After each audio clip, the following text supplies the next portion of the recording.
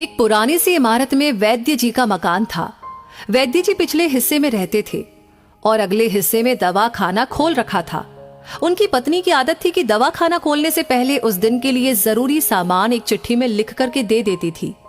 वैद्य जी गद्दी पर बैठकर के पहले भगवान का नाम लेते, फिर वो चिट्ठी खोलते और पत्नी ने जो बातें लिखी होती उनके भाव देखते, फिर उनका हिसाब करते। फिर परमात्मा से प्रार्थना करते कि हे भगवान, मैं केवल तेरे ही आदेश के अनुसार तेरी भक्ति छोड़कर यहाँ दुनियादारी के चक्कर में आ बैठा हूँ। वैद्य जी कभी अपने मुंह से किसी रोगी से फीस नहीं मांगते थे। कोई देता था, कोई नहीं देता था, किंतु एक बात निश्चित थी कि ज्यों ही उस दिन के आवश्यक सामान खरीदने योग्य पैसे पूरे हो जाते थे, उसके बाद वो किसी से भी दवा के पैसे नहीं लेते थे, चाहे रोगी कितना ही धनवान क्यों ना हो। एक दिन वैद्य जी ने दवा खाना खोला। गद्दी पर बैठकर परमात्मा का स्मरण करके पैसे का हिसाब लगाने के लिए आवश्यक सामान वाली चिट्ठी खोली तो वो चिट्ठी को एक टक देखते ही रह गए। एक बार तो उनका मन भटक गया। उन्हें अपनी आंखों के सामने तारे चमकते हुए नजर आए, किंतु शीघ्र ही उन्होंने अपनी तंत्रिकाओं पर नियंत्रण पा लिया। आटे, दाल, चावल आदि के बाद पत्नी ने लिखा था, बेटी का विवाह 20 तारीख को है, उसके दहेज का सामान। कुछ देर सोचते रहे, फिर बाकी चीजों की कीमत लिखने के बाद दहेज के सामने लिखा, ये काम परमात्मा का है, परमात्मा जाने। 1-2 रोगी आए थे, उन्हें वैद्य जी दवाई दे रहे थे। इसी दौरान एक बड़ी सी कार उनके दरवाजे के सामने आकर रुकी। वैद्य जी ने कोई खास तवज्जो नहीं दी, क्योंकि कई कारों वाले उनके पास आते रहते थे। दोनों मरीज दवाई लेकर चले गए। वो सूट बूट में साहब कार से बाहर निकले और नमस्ते करके बेंच पर बैठ गए। वैद्य जी ने कहा कि अगर आपको अपने लिए दवा लेनी है तो इधर स्टूल पर आए, ताकि आपकी नाड़ी देख लूं, और अगर किसी रोगी की दवाई लेकर जाना है तो बीमारी की स्थिति का वर्णन करें। वो साहब कहने लगे, वैद्य जी, आपने मुझे पहचाना नहीं। मेरा नाम कृष्णलाल है, लेकिन आप मुझे पहचान भी कैसे सकते हैं, क्योंकि मैं 15-16 साल बाद आपके दवाखाने पर आया हूँ। आपको पिछली मुलाकात का हाल सुनाता हूँ, फिर आपको सारी बात याद आ जाएगी। जब मैं पहली बार यहाँ आया था तो मैं खुद नहीं आया था, अपितु ईश्वर मुझे आपके पास लेकर आए थे, क्योंकि ईश्वर ने मुझ पर कृपा की थी और वो मेरा घर आबाद करना चाहते थे।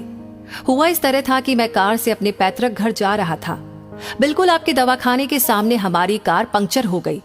ड्राइवर कार का पहिया उतारकर पंक्चर लगवाने चला गया। आपने देखा कि गर्मी में मैं कार के पास खड़ा था, तो आप मेरे पास आए और दवाखाने की ओर इशारा किया और कहा कि इधर आकर कुर्सी पर बैठ जाए। फिर मैं कुर्सी पर आकर बैठ गया। ड्राइवर ने कुछ ज्यादा ही देर लगा दी थी। एक छोटी सी बच्ची भी यहाँ पर आपकी मेज के पास खड़ी थी और बार बार कह रही थी, चलो ना बाबा, मुझे भूख लगी है।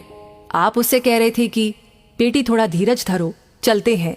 मैं ये सोचकर इतनी देर से आपके पास बैठा था और मेरे ही कारण आप खाना खाने भी नहीं जा रहे थे। मुझे कोई दवाई खरीद लेनी चाहिए ताकि आप मेरे बैठने का भार महसूस न करें। मैंने कहा कि वैद्य जी, मैं पिछले 5-6 साल से इंग्लैंड में रहकर के कारोबार कर रहा हूँ। इंग्लैंड जाने से पहले मेरी शादी हो गई थी, लेकिन अब तक बच्चे के सुख से वंचित हूँ।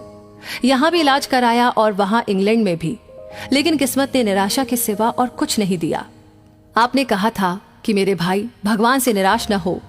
याद रखो कि उसके कोष में किसी चीज की कोई कमी नहीं है।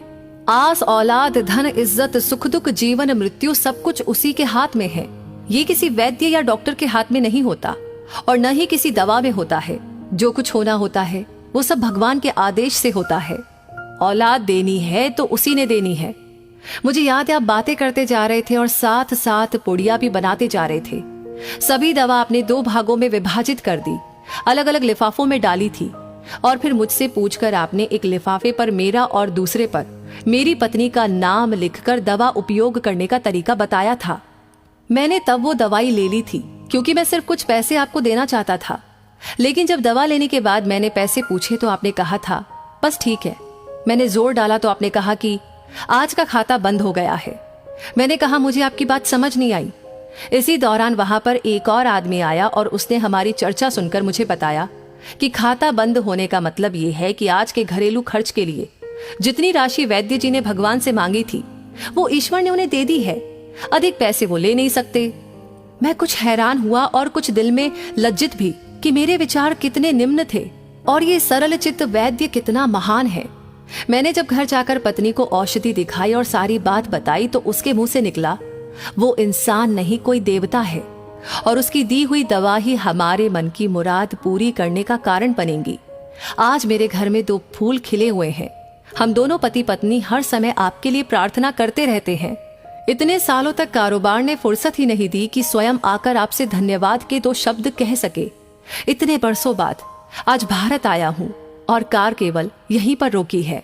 वैद्य जी, हमारा सारा परिवार इंग्लैंड में सेटल हो चुका है। केवल मेरी एक विधवा बहन अपनी बेटी के साथ भारत में रहती है। हमारी भांजी की शादी इसी महीने की 21 तारीख को होनी है।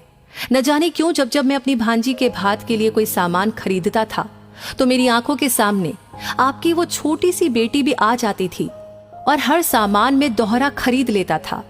मैं आपके विचारों को जानता था कि संभवतः है आप वो सामान न ले, किंतु मुझे लगता था कि मेरी अपनी सगी भांजी के साथ जो चेहरा मुझे बार बार दिख रहा था वो भी मेरी भांजी ही है। मुझे लगता था कि ईश्वर ने इस भांजी के विवाह में भी मुझे भात भरने की जिम्मेदारी दी है। वैद्य जी की आंखें आश्चर्य से खुली की खुली रह गई और बहुत ही धीमी आवाज में बोले, कृष्णलाल जी, आप जो कुछ भी कह रहे हैं मुझे समझ में नहीं आ रहा कि ईश्वर की ये क्या माया है। आप मेरी श्रीमती के हाथ की लिखी हुई ये चिट्ठी देखिए। और वैद्य जी ने चिट्ठी खोलकर कृष्णलाल जी को पकड़ा दी। वहां पर उपस्थित सभी ये देख करके हैरान रह गए कि दहेज का सामान के सामने लिखा हुआ था, ये काम परमात्मा का है, परमात्मा जाने। कांपती सी आवाज में वैद्य जी बोले, कृष्णलाल जी, विश्वास कीजिए कि आज तक कभी ऐसा नहीं हुआ कि पत्नी ने चिट्ठी पर आवश्यकता लिखी हो और भगवान ने उस दिन उसकी व्यवस्था न कर दी हो। आपकी बातें सुनकर तो लगता है कि भगवान को पता होता है कि किस दिन मेरी श्रीमती क्या लिखने वाली है। अन्यथा आपसे इतने दिन पहले ही सामान खरीदना आरंभ न करवा दिया होता परमात्मा ने। वाह भगवान वाह, तू महान है, तू दयावान है। मैं हैरान हूं कि वो कैसे अपने रंग दिखाता है। वैद्य जी ने आगे कहा, एक ही पाठ पढ़ा है कि सुबह परमात्मा का आभार करो, शाम को अच्छा दिन गुजरने का आभार करो, खाते समय उसका आभार करो, सोते समय उसका आभार करो। तो दोस्तों, इस कहानी को सुनने के बाद आप क्या महसूस कर रहे हैं? आपके दिल से कौन सी बात आ रही है? प्लीज आप हमें अपनी राय जरूर बताएं। इस वीडियो को लाइक आपने कर दिया है तो शेयर करना बिल्कुल ना भूलें।